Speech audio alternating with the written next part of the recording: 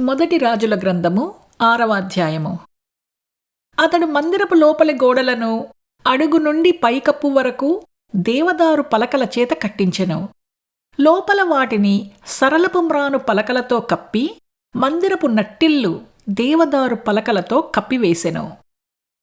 మరియు మందిరపు ప్రక్కలను దిగువ నుండి గోడల పైభాగము మట్టుకు దేవదారు పలకలతో 20 మూరల ఎత్తు కట్టించెను. వీటిని గర్భాలయమునకై అనగా పరిశుద్ధమైన స్థలమునకై అతడు లోపల కట్టించెను. అయితే దాని ముందరనున్న పరిశుద్ధ స్థలము 40 మూరల పొడుగై ఉండెను. మందిరము లోపలనున్న దేవదారు పలకల మీద గుబ్బలును వికసించిన పువ్వులును చెక్కబడి ఉండెను. అంతయు దేవదారు కర్ర పనియే, రాయి ఒక్కటైనను కనపడలేదు. యెహోవా నిబంధన మందసము నుంచుటకై మందిరము లోపల గర్భాలయమును సిద్ధపరచెను. గర్భాలయము లోపల 20 మూరల పొడుగును 20 మూరల వెడల్పును 20 మూరల ఎత్తును కలదై ఉండెను. దీనిని మేలిమి బంగారముతో పొదిగించెను.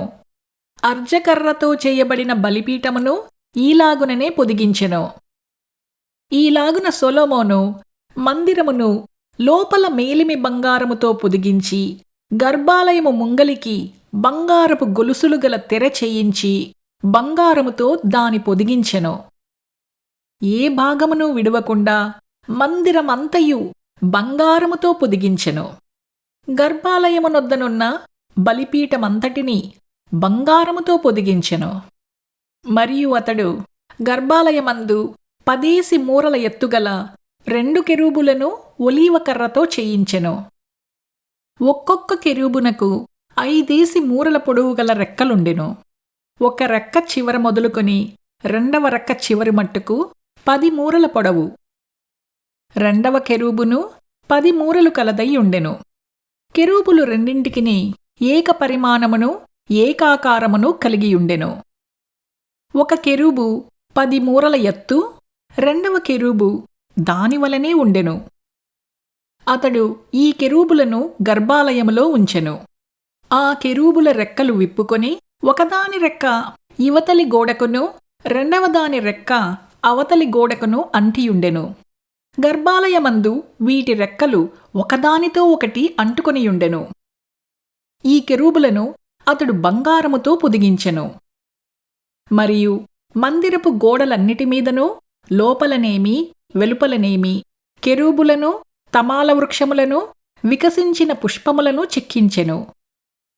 మరియు మందిరపు నట్టిల్లు లోపలను వెలుపలను బంగారముతో పొదిగించెను. గర్భాలయపు ద్వారములకు ఒలీవ కర్రతో తలుపులు చేయించెను. ద్వారబంధము మీది కమ్మియు నిలువు కమ్ములును గోడ వెడల్పులో 5వ భాగము వెడల్పు ఉండెను. 2 తలుపులును ఒలీవ కర్రవి. వాటి మీద కెరూబులను తమాల వృక్షములను వికసించిన పుష్పములను చెక్కించి వాటిని బంగారముతో పొదిగించెను.